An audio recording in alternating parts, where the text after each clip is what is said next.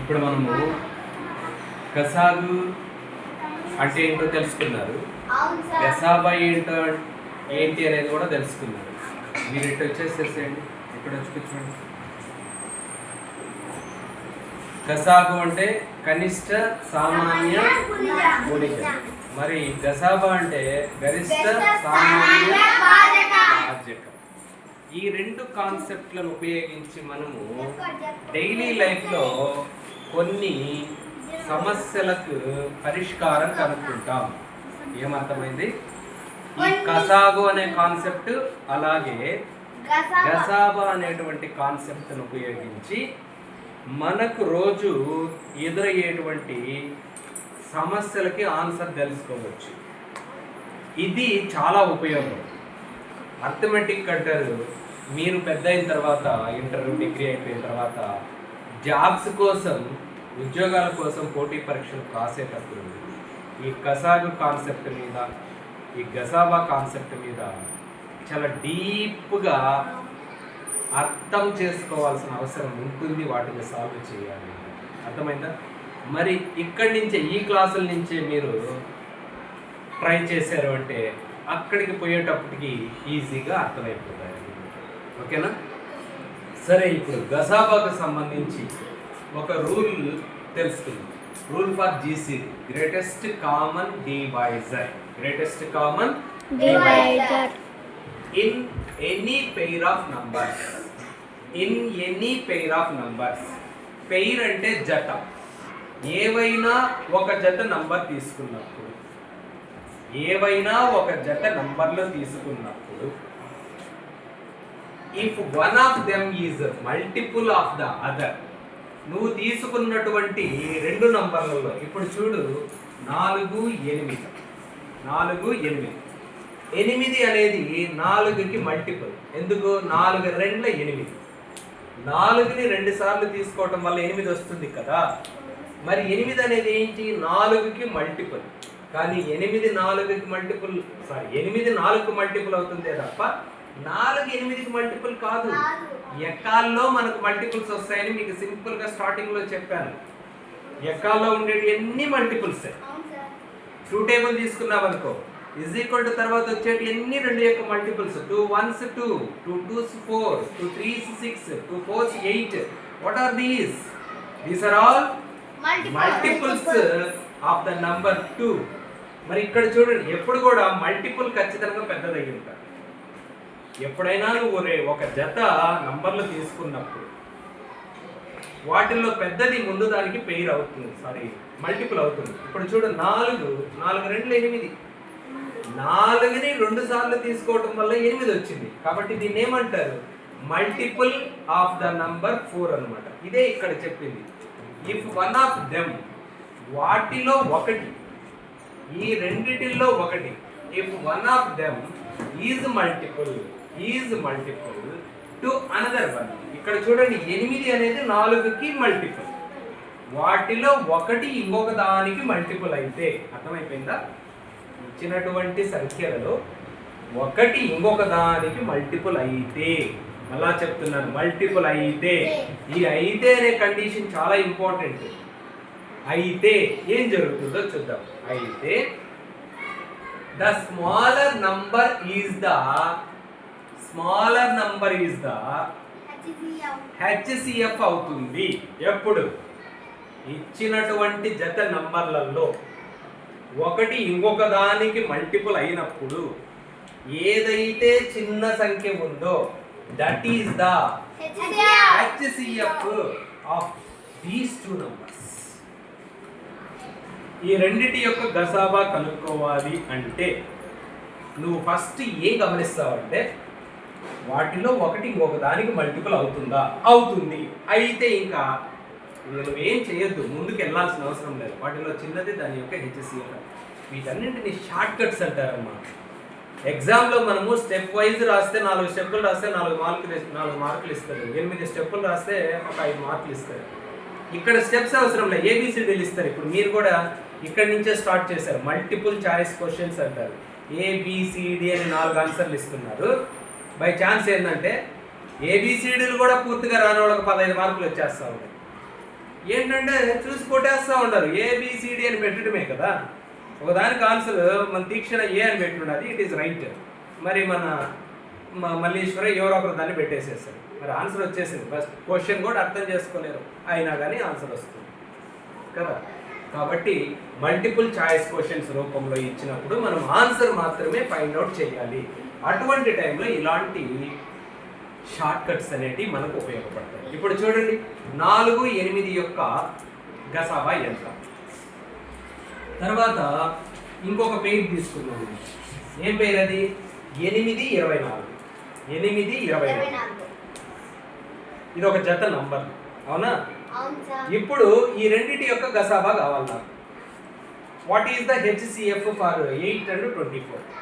What is the HCF for these 2 numbers?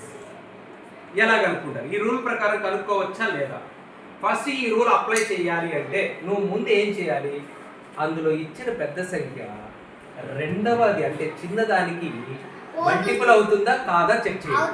Yes, 8 3s 8 3 24. మరి multiple అయింది కదా.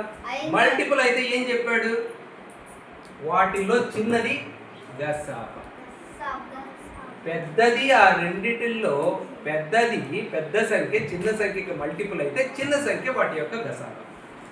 అర్థమైపోయిందా? తర్వాత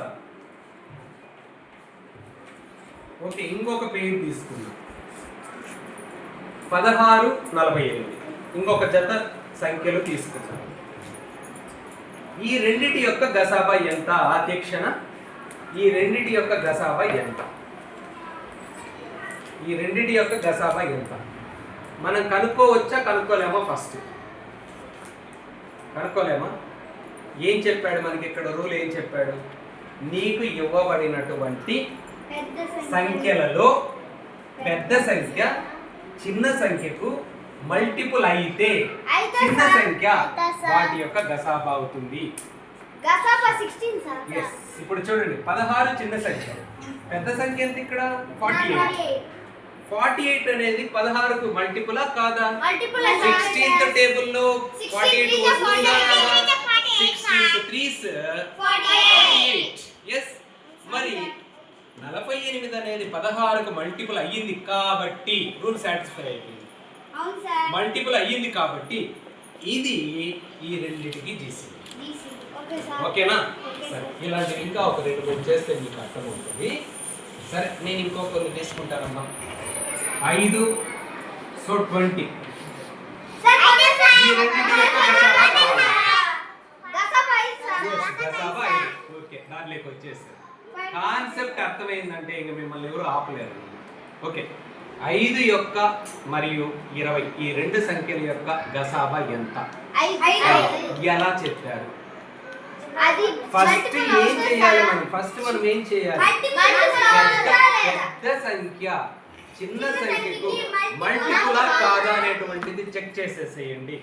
If S the biggest number is the multiple for the smallest number, then the smallest one is the GCD. ఓకేనా? పెద్ద సంఖ్య చిన్న సంఖ్యకు multiple అయితే చిన్న సంఖ్య రెండింటి యొక్క గసాబా. షార్ట్ అబ్బా. పెద్ద సంఖ్య చిన్న సంఖ్యకు మల్టిపుల్ అయితే చిన్న సంఖ్యను వాటి యొక్క గసాబా అంటారు. సో ఇదే అబ్జర్వేషన్. ఎలా మనము డివిజిబుల్ లాస్ నేర్చుకొని భాగాహారం చెయ్యకుండానే డివిజిబుల్ అవుతుందా లేదా అని ఎలా చెప్పగలిగినామో అలాంటిది ఇంకొక రూల్. ఇది రూల్స్ భలే ఉంటాయి మ్యాథమెటిక్స్లో. వాటిని అర్థం చేసుకోవడానికి ఒక 5 నిమిషాలు పడుతుంది. ఎందుకంటే ప్రతి కాన్సెప్ట్ అర్థం కావాలి మనకి. అర్థం కావటమే మ్యాథమెటిక్స్. అర్థం చేసుకున్నారంటే మీరు చాలా ఇంటెలెక్చువల్ ఫెలోస్, చాలా తెలివైన పిల్లలు. ఓకేనా? సరే, అవునంట. ఓకే, అవును, కరెక్టే. సరే, తర్వాత కొంచెం కాన్సన్ట్రేట్ చేస్తుంది. చిన్నగా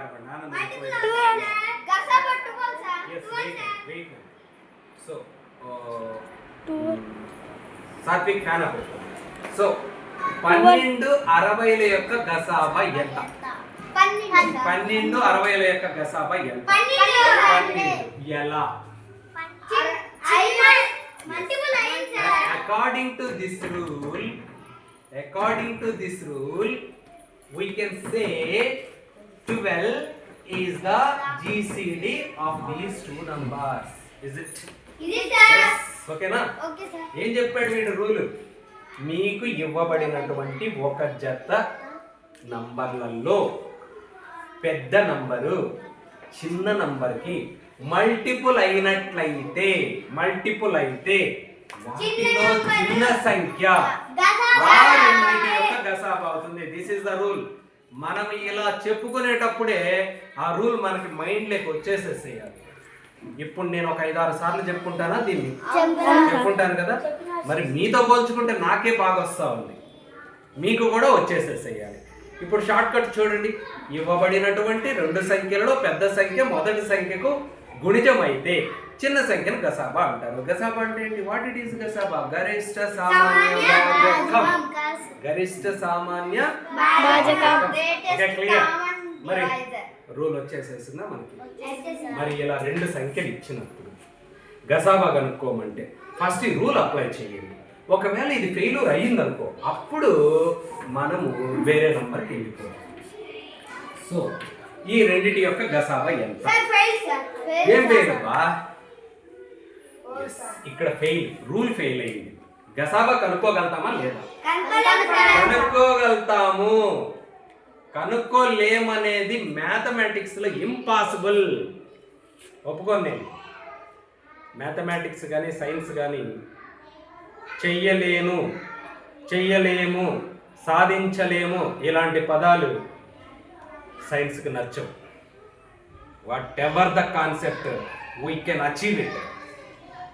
ఏ విషయమైనా మనం కనుక్కుంటాం. ఓకే, సో ఈ రూల్ ప్రకారం కనుక్కోలేమబ్బా. ఇప్పుడు పెద్దదేంటి? ఇక్కడ 5. ఈ 5 4 యొక్క గుణజమా? కాదు కదా. 4 1 4, 4 2 8, 4 3 12. మరి ఇది గుణజం కాదు కదా. షార్ట్ కట్ లో మనం ఆన్సర్ చెప్పలేము. మరి ఇప్పుడు దీనికి గసాబా కనుక్కోవాలంటే మనం డివిజన్ మెథడ్లోకి వెళ్ళిపోతాం. మరి డివిజన్ మెథడ్ చేయాలి అంటే రెండిటికి ఉమ్మడిగా ఉండేటువంటి డివైజర్ తీసుకోవాలన్నమాట. సో ఈ 2 దేంతో పోతాయో చెప్పండి. ఈ 2 దేంతో పోతాయి? ఇక్కడే మీ తెలివి ఉపయోగించాలి. 4 5 దేంతో పోతాయి? Very good. సూపర్ అబ్బా, మీరు 4th class 5th class. Okay, ఈ 2 దేంతో పోతాయి అంటే చాలా వరకు ఏం చేస్తారంటే మీరు, సార్ దేంతో పోదు సార్, 2తో పోదు సార్, 3తో పోదు సార్, 4తో పోదు సార్ అంటారు. 2 పోవాలి. గసాబా కనుక్కోవాలి అంటే నేనేం చెప్పాను మీకు? అన్ని సంఖ్యలు పోయేటువంటి నంబర్ని తీసుకోవాలి. ఒక సంఖ్యను శేషం 0 వచ్చేలా భాగించేటువంటి ఇంకొక నంబర్ని ఏమంటాము? డివైజర్ అంటాం. తెలుగులో భాజకం అంటాం. శేషం 0 రావడానికి కారణం అవుతా ఉంది కాబట్టి కారణాంకం అని కూడా అంటాం. Yes, okay. కాబట్టి ఈ 2 దేంతో పోవు, బట్ ఒక దాంతో పోతుంది. 1తో, 1 4లో, 1 5. ఏం చేయలేం. కాబట్టి what is the GCD of the numbers 4 and 5? 1. ఓకేనా? ఈ రూల్ అప్లై కాలేదు కానీ భాగాహార పద్ధతిలో ఏ నంబర్లు ఇచ్చినా మనము గ్రేటెస్ట్ కామన్ డివైజర్ అనేటువంటిది మనం కనుక్కోగలుగుతాం. ఓకేనా? మరి ఈ రూల్ కి సంబంధించి ఒక యాక్టివిటీ చేసేద్దాం. Very good. అన్ని 2 నంబర్లే ఇస్తాను నేను ఇప్పుడు వీటికి. జస్ట్ 2 నంబర్స్ ఇస్తాను. మీరేం చేయాలి? ఆ రెండింటిలో ఏది పెద్దదో ఫస్ట్ చూసుకోవాలి. ఆ పెద్దది చిన్న సంఖ్యకు మల్టిపుల్ అవుతుందా కాదా ఫస్ట్ చెక్ చేసుకోవాలి. If it is yes, if it is the multiple, yes, smaller one is the GCD of or HCF of those numbers. Okay, clear? Okay. ఇప్పుడు Jyotsna, fast, what is the GCD? 6. Tikshana, what is the GCD? 4, sir. So Ashwin, what is the GCD? 5, sir. 5. Okay, చాలు. Okay, మన పాప చెప్తాను అండి. So Shivani, what is the GCD? 2 sir. 2. Okay. Sir నేను చెప్తా sir. Divyana, so what is the GCD? 3 sir. 3. GCD నేనా? ఎందుకంటే third యొక్క మల్టిపుల్ 9 కదా. సో అందరికి అర్థమైపోయింది కదా.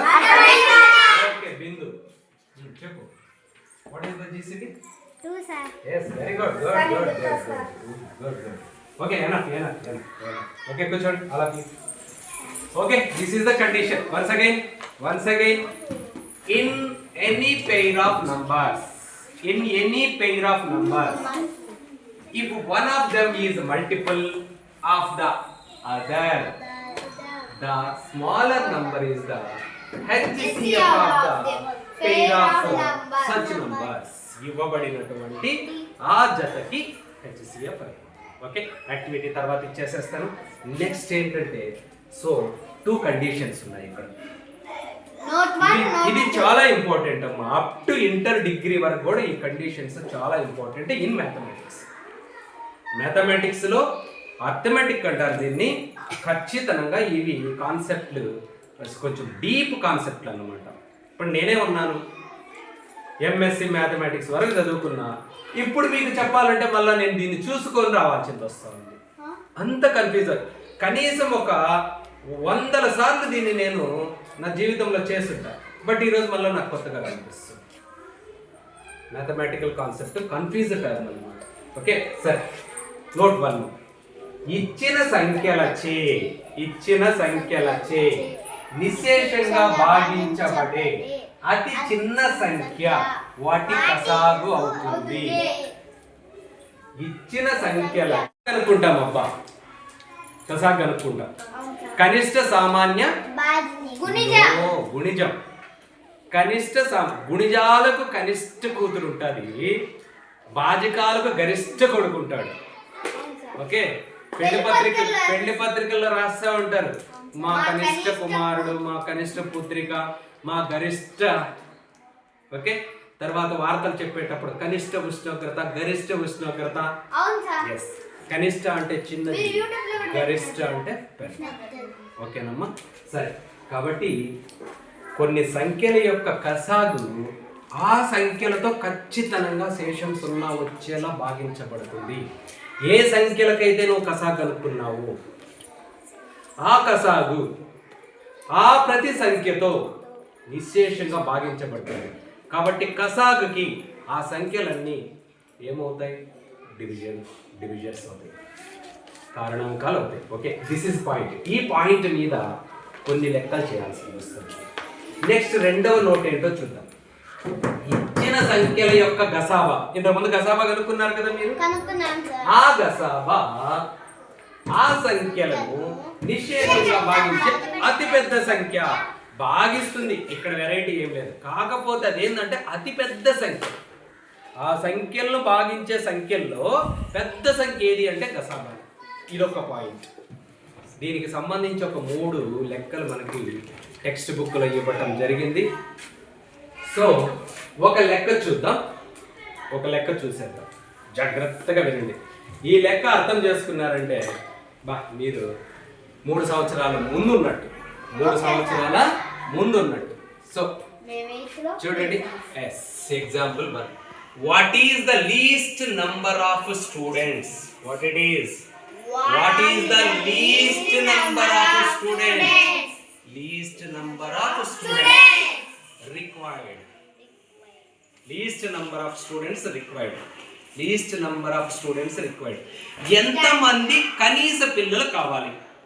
కనీసం ఎంతమంది విద్యార్థులు కావాలి? దేనికి? రాత లెక్కల్ని ఇలా అనలైటికల్గా ముక్కలుగా నరికి అర్థం చేసుకోవాలి. పీసులుగా ఓడదీసి అర్థం చేసుకుంటే లెక్క అర్థమైపోయిందంటే దాదాపు ఆన్సర్ చేసేస్తారు. ప్రాబ్లం అర్థం కాకపోతే నథింగ్. ఓకే సరే. స్టూడెంట్స్ రిక్వైర్డ్ ఎందుకు? టు స్టాండ్ ఇన్ రోస్ అంటే ఏంటి? వరుసలు, అడ్డు వరుసలు, నిలువు వరుసలు అంటారు చూసారా? కాలమ్స్, రోస్ అంటారు, అడ్డు వరుసలు. To stand in rose equally, ఎలా? సమానంగా నిలబడుకోవాలి. ఒక వరుసలో ఇద్దరు, లేదా ఒక వరుసలో 10 మంది, లేదా ఒక వరుసలో 15 మంది, లేదా ఒక వరుసలో 20 మంది ఈక్వల్గా నిలబడుకోవాలి. ఈక్వల్గా నిలబడుకోవాలి. అలా నిలబడుకోవాలి అంటే equal if the number of rows are either 2 or 3 or 4 or 6 or 8. తెలుగులో కొంచెం అర్థం చేసుకోండి. ఒక్కొక్క వరుసలో ఇద్దరు కానీ, ముగ్గురు కానీ, నలుగురు కానీ, 6 మంది కానీ, లేదా 8 మంది చొప్పున సమానంగా నిలబడుటకు అవసరమైన కనీస విద్యార్థుల సంఖ్య ఎంత అంటే ఇక్కడ ఎంతమంది అనేది నీకు చెప్పలా. నేను సపోజ్ ఒక 10 మంది అనుకుంటాను. ఆ 10 మందిని ఇద్దరు లెక్కన నిలబెడితే ఏం మిగలకూడదు, ముగ్గురు లెక్కన నిలబెడితే ఏం మిగలకూడదు, నలుగురు లెక్కన నిలబెడితే ఏం మిగలకూడదు, 6 మంది లెక్కన నిలబెడితే ఎవరు మిగలకూడదు. మరి నేను ఎంతమంది అనుకున్నానబ్బా? 10 మంది అనుకున్నాను. ఈ 10 మందిని ఇద్దరు లెక్కన నిలబెడితే ఏం మిగలవు కదా. మరి ముగ్గురు లెక్కన నిలబెడితే ఒకటి మిగులుతుంది. అప్పుడు ఇది తప్పు. ఎస్, ఓకేనా? కాబట్టి ఏమి మిగలకూడదు. ఆ మిగలకుండా ఉండే రిక్వైర్డ్ నంబర్ మనకి ఎలా తెలుస్తుందంటే ఇక్కడే మన కసాగు అనేటువంటి కాన్సెప్ట్ మనము ఉపయోగించగలుగుతాం. ఇదే డైలీ లైఫ్. ప్రేయర్లో పిల్లల్ని జోష్న ఒక్కొక్క వరుసలో 4 ఉండే పద్ధతిలో నిలబెట్టుకో అని చెప్పాను. ఆ బుద్ధి 28 మంది వచ్చారు స్కూల్కి. ఓకే, 28 మంది out of 35 children of our school. ఒక్కొక్క లైన్లో 8 మంది వచ్చేట్టుగా నిలబెట్టుకో, సమానంగా ఉండాలి అని చెప్పాను. 8 మంది నిలబెట్టింది. 28 మంది వచ్చారు. 8 4 32, 8 3 24. మరి పాసిబుల్ అయ్యిందా? అది. కాబట్టి కసాగు అనేటువంటిది మనం కనుక్కున్నామంటే దానికి ఆన్సర్ దొరికిపోతుంది. సరే, ఇప్పుడు మనం ఏం చేయాలంటే దీనికోసం కనీస విద్యార్థుల సంఖ్య తెలుసుకోవాలి అంటే కసాగు కనుక్కోవాలి. కనీస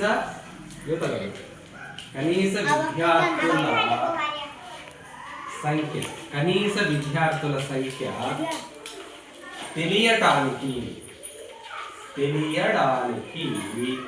తెలియడానికి మనం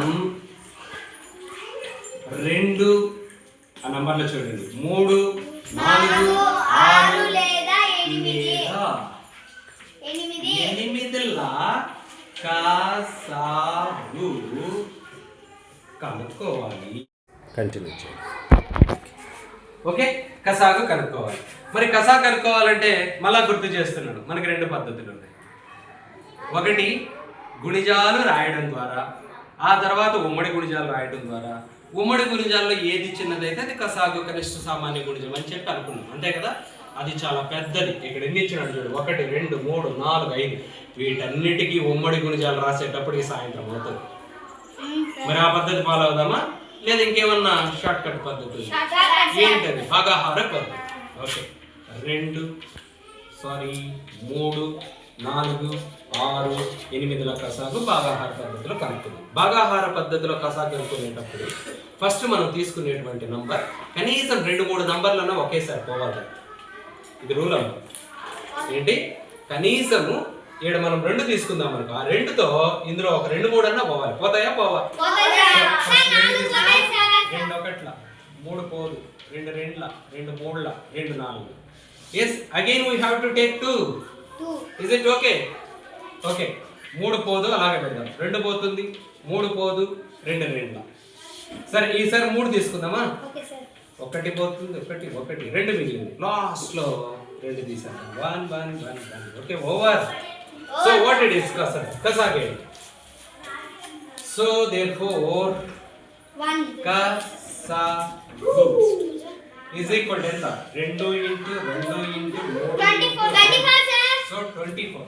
కసాగు ఎంత వచ్చిందంటే 24. ఇప్పుడు అసలు విషయం చెప్తున్నాను చూడండి. ఈ 24 అనే నంబర్ని, ఈ 24 మంది పిల్లల్ని నువ్వు ఒక్కొక్క వరుసలో 2 వచ్చేట్టుగా నిలబెట్టు, ఏం మిగలదు. 3 వచ్చేట్టుగా నిలబెట్టు, ఎవరు మిగలరు. 4 వచ్చేట్టుగా నిలబెట్టు, ఎవరు మిగలరు. 6 మంది వచ్చేట్టుగా నిలబెట్టు, ఎవరు మిగలరు. 8 మంది వచ్చేట్టుగా నిలబెట్టు, ఎవరు మిగలరు. అదే నిన్ను కనుక్కోమని. ఎంతమంది పిల్లల్ని మనము ఒక్కొక్క వరుసలో 2 వచ్చేలా నిలబెట్టాలి, 3 వచ్చేలా నిలబెట్టగలం, 4 వచ్చేలా నిలబెట్టగలం, 6 మంది వచ్చేలా నిలబెట్టగలం, 8 మంది వచ్చేలా నిలబెట్టగలము అని అంటే ఇంతమంది పిల్లలు కావాలి. మరి ఈ పిల్లల్ని నువ్వు ఎలా తెలుసుకోవాలి అనేది ఇలాంటి రాత లెక్కలు మనం కొన్ని చేసినప్పుడు మనకు అర్థమైందా? కనీస అనే పదం ఎక్కడొచ్చినా కసాగ్ అనుకోండి, గరిష్ట అనే ఎక్కడొచ్చినా గసాబ. అర్థమైపోయిందా? కాబట్టి ఇప్పుడు ఏం రాస్తారు? సో 24 మంది పిల్లలను, 24 మంది విద్యార్థులను అబ్బా భలే ఉంది రాత కదా. విద్యార్థులను ఒక్కొక్క వరుసలో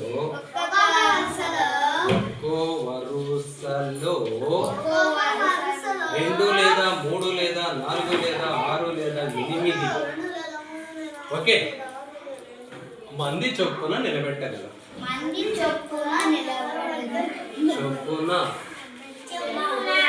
నిలబెట్టగలం.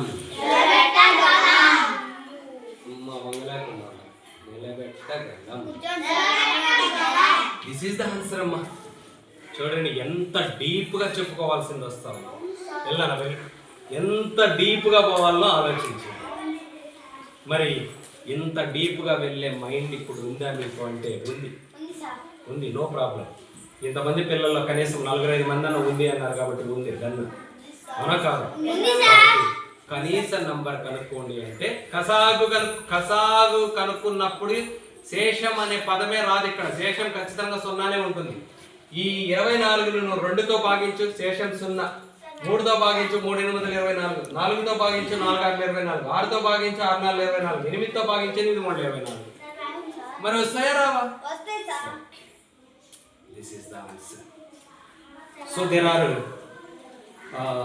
some more questions in our test book. అవన్నీ మళ్ళీ మీరు హోంవర్క్ చేద్దరు. అర్థం కాకపోతే ఐ కెన్ ఎక్స్ప్లెయిన్. ఓకేనా? Okay sir. డన్. సరే, గసాబా రూల్కి సంబంధించి యాక్టివిటీ చేసేస్తాం. Okay sir. ఏంటి గసాబా రూల్ మళ్ళా చెప్తాను. ఏవైనా ఒక జత నంబర్లు ఇచ్చారు, ఒక జత 1 పెయిర్ ఆఫ్ నంబర్స్ ఇచ్చారు. వాటిల్లో పెద్దది చిన్నదానికి మల్టిపుల్ అయితే మళ్ళా చెప్తాను, మల్టిపుల్ అయితే వాటిలో ఏదైతే చిన్నదో అది గసాబా. ఓకేనా? So find HCF or GCD the following given pair of numbers. కింద ఇచ్చినటువంటి జతల యొక్క HCF or GCD కనుక్కోండి. సో ఎలా రాయాలి ఆన్సర్? నాకు ప్రతి లెక్క ఇలా ఉండాలి, మీరు ప్రతి లెక్కని ఇలా చేయాలి. ఓకేనా? 8 40. 8 40. What is the biggest one among these two? 40. 40 is the 40 multiple or not of 8? Multiple. 40 is the multiple of 8. So 8 is the HCF. 8 is the HCF. And children, 40 is the multiple of 8. So అందుకని 8 is the HCF of 8 and 40. That is the written process of answer. ఓకేనా? ప్రతిదీ ఇలాగే రాయాలి. ఓకేనా? So అయితే ఇది ఒక్కసారి చూసుకోండి. Third one 1 5. పెద్దదేంటి? 5 సార్. 5 అనేది 1కి మల్టిపుల్ కాదా? అవును సార్. కాబట్టి ఈ రెండిటి యొక్క జీసీడీ చెప్పండి. 1. సో ఇక్కడ ఇంకొక మాట రాస్తాను. Pair of numbers by observing అంటే అబ్జర్వేషన్ ద్వారా, నాట్ డన్. అబ్జర్వేషన్ ద్వారా అంటే పరిశీలన ద్వారా ఆన్సర్లో రాసేసేది. Okay? Okay. Can you done or not?